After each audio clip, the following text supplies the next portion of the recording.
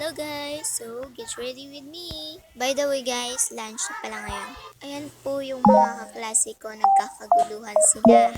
Wala pa po kasing mga 1 p. Kaya hindi pa po nag-start yung klase. Sorry nga po pala kasi ngayon ko lang to na-upload. Busy kasi sa paggawa ng project. Pero okay na yan basta may na-upload. Kaysa naman so wala. Nag-aayos nga pala ako dyan ng buko ko kasi wala akong supply. Nakalimutan ko kasing magdala ng supply kaya yung kamay ko na lang yung ginamit kong pack supply. Kukunin ko po nga yan yung left hand kung maliit na lang. Hanggat ngayon guys, wala pa rin akong bagong lipstick guys. Pero okay na yan, hindi pa naman naubos eh. Maliit nga lang yung lipstick ko nilagay kasi baka maubos. Tipid muna tayo mga guys kasi wala pa tayong pambili. Hindi pa po kasi ako nakapag-ipon.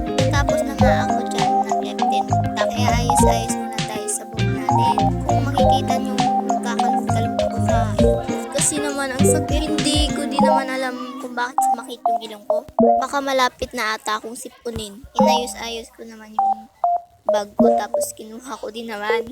Sinilip ko nga dyan kung anong oras na ba. Tapos pagkita ko sa oras, malapit na palang mag-klase, malapit na mag-1. May kinuha nga pala ako dyang pitaka ko kasi may kukunin akong ballpen ko dahil medyo nga natagalan kung kunin yung ballpen ko kasi kinausap ko kasi dyan yung phone ko. Kasi ako lang dito dyan nakaupo, walang katabi kasi ang boring ko kasi daw. Kaya walang magustong makipag-friend sa akin. Pero okay lang yan, at least mabait tayo medyo sa school. Mabait bro! Aayusin muna natin yung bangs nating stress na stress. By the way guys, yung burot ko sa mata sa Bisaya guys, isang tawag dyan is buchikit. Pero aywan ko ba kung anong tawag dyan sa mga Tagalog. Basta alam nyo na kung anong tawag dyan.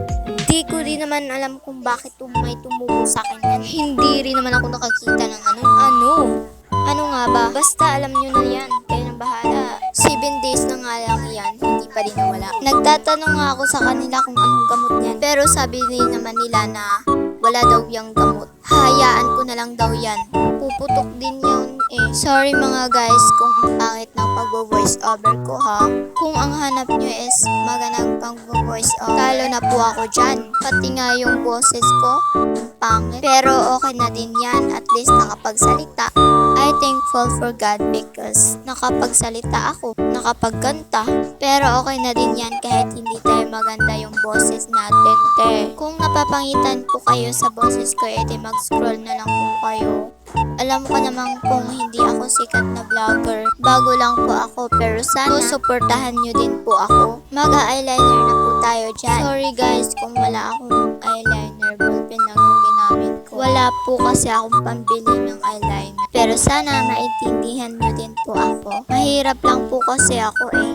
Pero okay na din yan. Basta may ballpen. May panggamit tayo.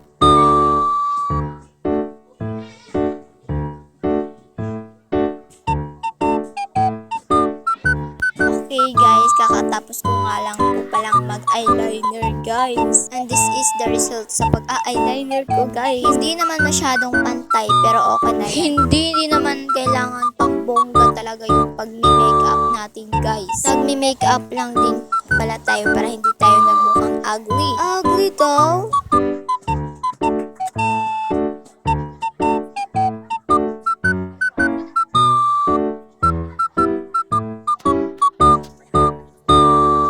By the way guys, ako nga pala si Althea and I reveal my ID. Are you ready guys? O ayan na guys, that's me talaga guys, wala nang iba. And yun lang guys. By the way guys, huwag niyo pong kalimutan na mag-follow kay Thea Vlog. Yun lang, thank you sa panonood.